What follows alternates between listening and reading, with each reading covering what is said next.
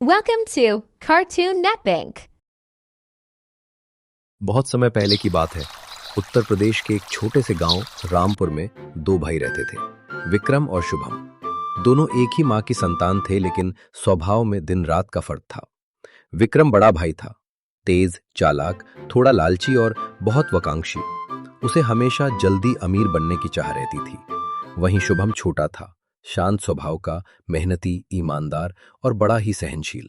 उनके पिता धर्मपाल जी गांव के एक सीधे साधे किसान थे।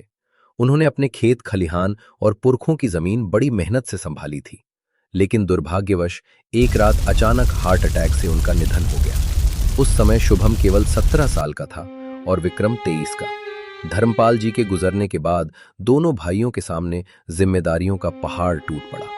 मां सरला देवी हर रोज प्रार्थना करती थी कि दोनों बेटे मिलकर काम करें और एक दूसरे का सहारा बने, लेकिन किस्मत को कुछ और ही मंजूर था। विक्रम ने तुरंत पिता की जमीन बेचने की बात उठाई। भाई, ये आप क्या कह रहे हैं? हम भला अपने पिताजी की उस जमीन को कैसे बेच सकते हैं? यह हमारे पूर्वजों का आशीर्वाद है, और भला आशीर्वाद कोई बेचता है क्या? तू नहीं समझेगा छोटे। तुझे क्या लगता है गांव में इस छोटे से खेत से क्या होगा? हम अगर इस गांव में रहे तो गरीबी हमारा मुकद्दर बन जाएगी। मैं तो कहता हूं तुम भी मेरे साथ शहर चलो, कोई बड़ा काम करते हैं। मैं बिजनेस करूंगा, तुम्हें भी किसी अच्छे काम में लगा दूंगा। गांव का घर, खेत सब बेच देते हैं। नहीं भाई, मैं आपके साथ शहर नहीं आ सकता। इस गांव से, यहाँ की मिट्टी से मेरी बहुत सारी यादें जुड़ी हुई हैं। मैं इन्हें छोड़कर कहीं नहीं जाऊंगा। शुभम को बुरा लगा। वो खेतों से बहुत जुड़ा हुआ था। उसके लिए वो मिट्टी माँ के आंचल जैसी थी, लेकिन वो विरोध नहीं कर पाया। माँ के आंसू देखकर उसने चुपचाप सिर झुका लिया। विक्रम ने पिता की आधी जमीन बेच दी और शहर चला गया। शुभम गांव में ही रह गया। जो जमीन बची वही उसका संसार बन गई। उसने बैल जोते, खेत जोते, सब्जी उगाई और माँ का ख्याल रखा। उधर शहर में विक्रम ने पिता की दौलत से व्यापार शुरू किया। शुरुआत में उसने खूब पैसा कमाया। पार्टी, शोहरत, गाड़ियां, शहर की चमक दमक में वो पूरी तरह डूब गया। वो गांव वापस आता तो दिखावे के लिए बड़े बड़े कपड़े पहनता, मोबाइल लहराता और शुभम की मेहनत का मजाक उड़ाता। अरे ओ गवार, तू अभी भी उसी गंदे कीचड़ से सने खेत में घुटनों तक ढासा हुआ है क्या? तुझे अब भी मिट्टी में ही अपनी किस्मत ढूंढनी है? देख जरा मेरी तरफ। मैं अब शहर में रहता हूँ, एसी में बैठता हूँ, चमचमाती गाड़ियों में घूमता हूँ, सूट बूट पहनता हूँ, बड़ी बड़ी पार्टियों में जाता हूँ। और तू तू अब भी वही पुरानी धोती, वही फटी बनियान, वही गोबर की गंध। मैं तेरे लिए शहर में बढ़िया काम दिला सकता हूँ। तुझे बस ये देहाती छोड़ना होगा। खेत खलिहान को भूल जा, धोती उतार, सूट पहन, चल मेरे साथ। तू भी इंसान की तरह जीना सीख जाएगा। यहाँ कीचड़ में पसीना बहाने से अच्छा है शहर में कोई काम कर।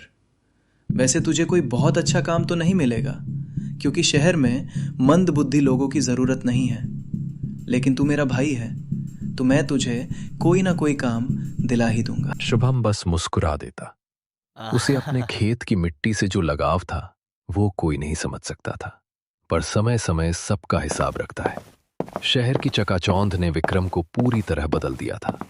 वो अब वही पुराना गांव का लड़का नहीं रहा था जो पिता की छड़ी से डरकर खेतों में हल जोतता था। अब उसके पास एक मोबाइल कंपनी का छोटा फ्रेंचाइजी बिजनेस था, जिसमें उसने पिता की जमीन बेचकर पैसा लगाया था। शुरुआत में मुनाफा हुआ और यही मुनाफा उसके घमंड की पहली सीढ़ी बन गया। हर 3 महीने में विक्रम गांव आता, बड़ी गाड़ी में, चमकते कपड़ों में, सुगंधित परफ्यूम की खुशबू में लिपटा हुआ। वो माँ से मिलकर 2 दिन रुकता और शुभम का मजाक उड़ाता। शुभम ने जो आधी जमीन बचाई थी उसी पर मेहनत शुरू की। खेतों में फसलें उगाईं, गायें भैंस पाली। वो दिन भर काम करता, रात में किताबें पढ़ता और धीरे धीरे गांव वालों के बीच उसकी इज्जत बढ़ती गई। विक्रम जब शहर से खूब कमाई करके गांव लौटा तो उसका रुतबा देखने लायक था। 4 आदमी पीछे पीछे, चमचमाती बाइक, महंगे कपड़े और हर वाक्य में घमंड। गांव में उसके वापस आने की खबर जैसे ही फैली, रिश्तेदार और परिचित उसे अपने घर बुलाने लगे। हर कोई चाहता था कि उसकी बेटी विक्रम की बहू बने। आखिरकार सरपंच बलदेव चौधरी की नजर लगी उस पर। उनकी बेटी पिंकी एक सुंदर नखरे वाली शहरी, सपनों से भरी लड़की जो हमेशा महंगे लिपस्टिक और झुमकों में सजी रहती थी। माँ, देखा तूने? सरपंच अपनी बेटी से मेरा विवाह करना चाहता है। इसे कहते हैं 5 उंगलियां घी में। सरपंच की बेटी से ब्याह करके तो मैं और भी अमीर हो जाऊंगा, और वह देखने में भी खूब सुंदर है। मुझे तो वह पहले दिन से ही पसंद है। विक्रम को पिंकी पसंद आई। उसे लगा कि ऐसी बहू से उसका रुतबा और बढ़ेगा। जल्दी ही दोनों का विवाह हो गया। गांव में कई दिन तक शादी की धूम रही। ढोल नगाड़े, लाइट साज सज्जा, सब कुछ किसी राजा महाराजा की शादी जैसा था। उधर शुभम चुपचाप अपने खेत में जुटा रहा। उसकी नजरें आसमान नहीं, धरती पर टिकी थी। मां सरला देवी अब बूढ़ी हो चली थी, लेकिन शुभम की देखभाल ने उन्हें कभी अकेलापन महसूस नहीं होने दिया। कुछ ही महीनों बाद शुभम ने भी विवाह कर लिया।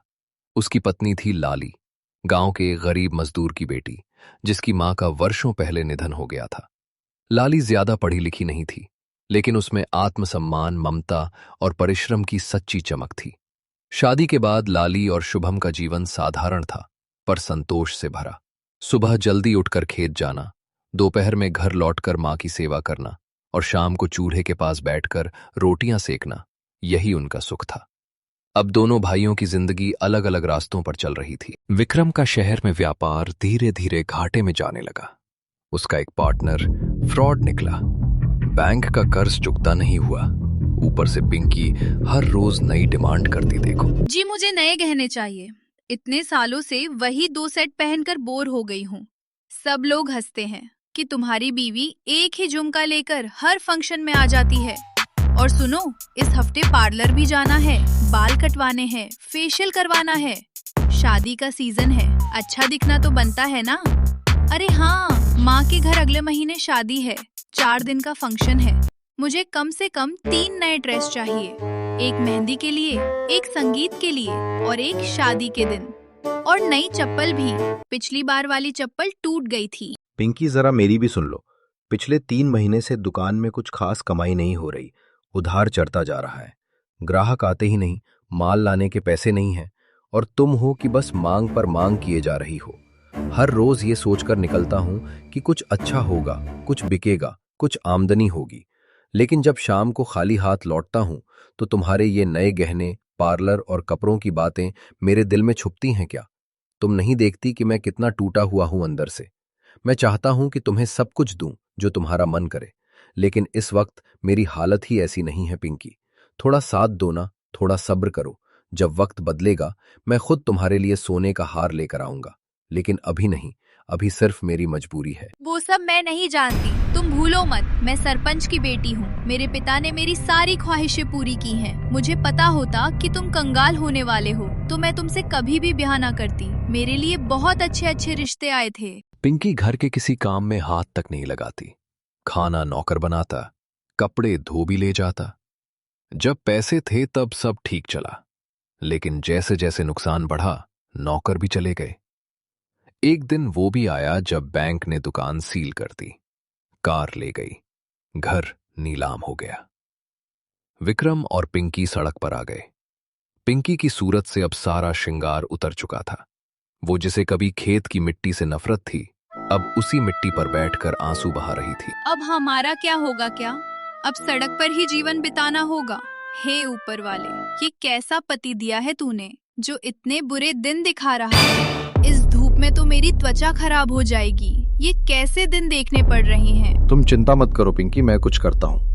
मैंने अभी हार नहीं मानी है। शुभम धीरे धीरे तरक्की करता जा रहा था। उसने थोड़ी थोड़ी बचत से गांव में एक और छोटा खेत का टुकड़ा खरीद लिया था। उसकी फसल अच्छी हो रही थी और लाली हर दिन मेहनत से उसका साथ देती। वो गाय का दूध निकालती, घर का सारा काम करती और माँ को रोज तेल से सिर में मालिश करती। एक दिन गांव के बाजार में विक्रम लौट आया, पैदल, थका हुआ, चेहरे पर शर्म और आंखों में पीड़ा। उसने देखा कि शुभम अब गांव के सबसे मेहनती किसानों में गिना जाता था। लोग उसके खेत की उपज का उदाहरण देते थे। विक्रम की छाती में आग जल उठी। तो अब ये हाल है। कभी जो मेरे पीछे से चलता था, आज वही मुझसे आगे निकल गया। ये तो मेरे छोटे भाई ने मुझे पछाड़ दिया। कैसे, क्या खास किया उसने जो मैं नहीं कर पाया? ये गवार मुझसे आगे कैसे निकल सकता है? मेरी बीवी भूखी सोती है और इसकी बीवी दूध दही पर पलती है। उसका घमंड टूट चुका था, लेकिन ईर्ष्या अब भी जिंदा थी। सुनिए जी, अब मुझसे और बर्दाश्त नहीं होता। मैं इस तरह घुट घुट कर अपना जीवन नहीं काट सकती। कुछ तो कीजिए।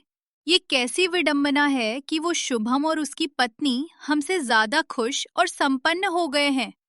कभी जो हमारे सामने हाथ जोड़ते थे, आज वो हमें नीची निगाहों से देखते हैं। दिन रात उनका ऐशो आराम देख देकर मेरा दिल जलता है। कैसे दिन आ गए हैं कि जिनके ऊपर कभी हम दया करते थे, आज वही हम पर तरस खा रहे हैं। नहीं सुनिए, अब और नहीं। मैं उन्हें हमसे आगे बढ़ता हुआ नहीं देख सकती। कुछ कीजिए, कुछ भी कीजिए, वरना मैं तो घुट घुट कर मर जाऊंगी। विक्रम दिन रात एक ही बात सोचता, कैसे शुभम को नीचे गिराया जाए। और तभी किस्मत ने एक मौका दिया। मां सरला देवी का देहांत हो गया। पूरा गांव मातम में डूब गया। शुभम मां के अंतिम संस्कार में टूट गया, लेकिन उसने हर रस्म दिल से निभाई। विक्रम भी वहां खड़ा था। आंखों में आंसू तो थे, लेकिन दिल में एक और योजना पल रही थी। कुछ दिन बाद विक्रम तहसील कार्यालय गया और एक दलाल से मिलकर जाली दस्तावेज बनवाए।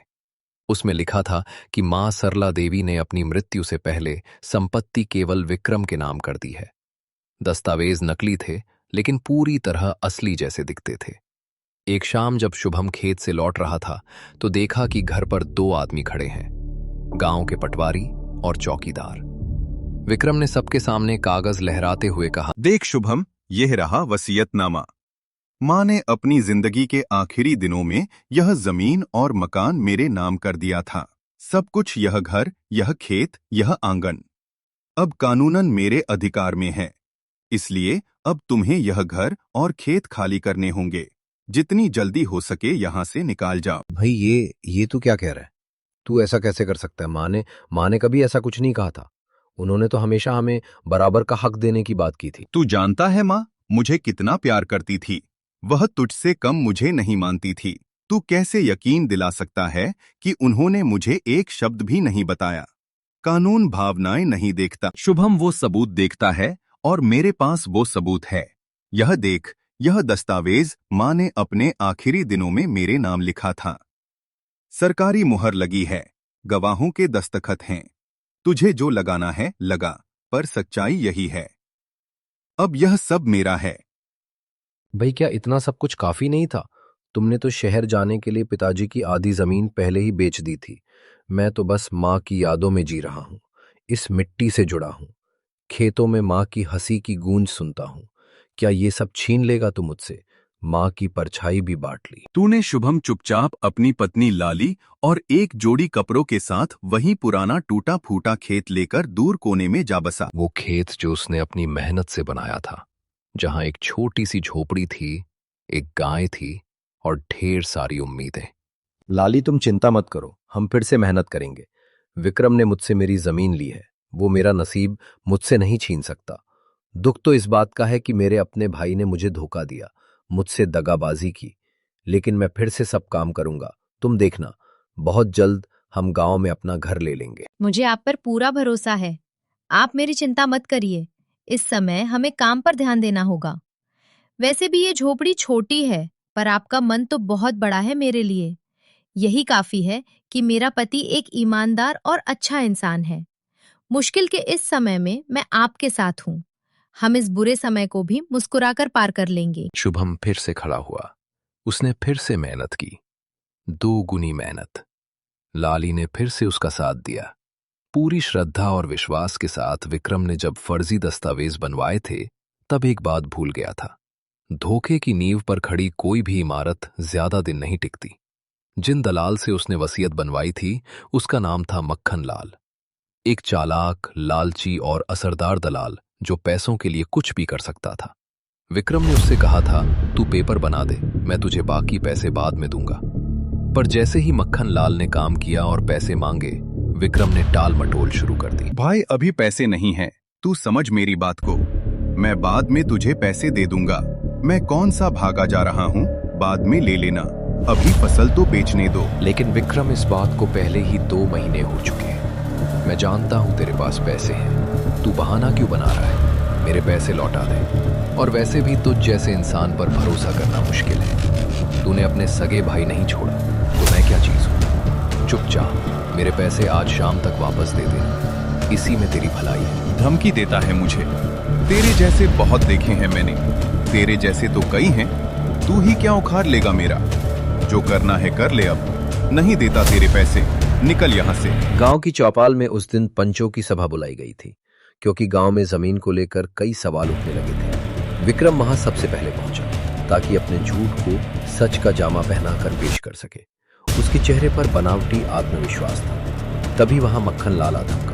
सीधे दस्तावेज और सबूतों के साथ उसने पंचायत के सामने फर्जी वसीयत के कागज, दस्तखतों की तुलना और तहसील से निकली असली नकल पेश की। सबके सामने उसने ऊंची आवाज में कहा, इन कागजों में जो दस्तखत हैं वो सरला देवी के नहीं हैं। मैंने खुद विक्रम के कहने पर ये बनाए थे, और बदले में जो पैसे उसने मुझे देने का वादा किया था वो भी नहीं दिए।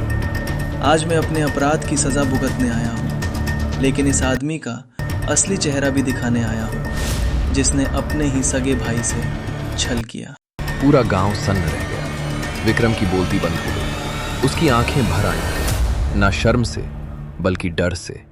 पंचायत के मुखिया बोले, विक्रम, तूने ना केवल अपने भाई को ठगा बल्कि अपनी मां की आत्मा को भी अपमानित किया। क्या तुझे एक पल के लिए भी अपने भाई पर तरस नहीं आया? तेरे हाथ नहीं कांपे? और अब तेरे पापों का घड़ा भर चुका है। सजा भुगतने के लिए तैयार हो जा। शुभम को उसकी जमीन और मकान तत्काल वापस दिया जाए। विक्रम को गांव से बेदखल किया जाए ताकि वो दूसरों के लिए सबक बने। मक्खन लाल को चेतावनी दी गई कि अगली बार किसी ग्रामीण के साथ ऐसा व्यवहार किया तो उसे भी सजा मिलेगी। और फिर विक्रम ने अपने जीवन में पहली बार सबके सामने सिर झुकाया। कोई बहाना नहीं, कोई तर्क नहीं। उसका झूठ, उसका घमंड और उसका स्वार्थ सबके सामने नंगा हो गया था। वो चुपचाप गांव से निकल गया, धूल भरे रास्ते पर चलते हुए। अब वो हर गांव में काम मांगता है। कभी मजदूरी करता है तो कभी भूखा सोता है। कोई उसे टिकाकर काम नहीं देता, क्योंकि उसकी बदनामी उसके आगे चलती है। उसकी आंखों में अब न स्वाभिमान है न ईर्ष्या, सिर्फ पछतावा और टूटापन। उधर शुभम ने अपना घर वापस पाया, लेकिन उसका दिल अभी भी करुणा से भरा था। हे ईश्वर, मेरे भाई को सही रास्ता दिखा, उसके मन का अंधकार मिटा, उन्हें मेहनत और ईमानदारी का महत्व सिखा। शायद समय ने अपना सबक उन्हें सिखा दिया है। अब तू उनकी मदद कर। तुम्हारा दिल बहुत बड़ा है शुभम। शायद इसी का नाम है असली अमीरी।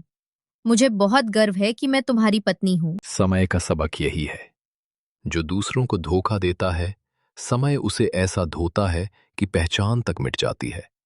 और जो सहन करता है, मेहनत करता है, वो एक दिन समय के ताज पर राज करता है। Thanks for watching.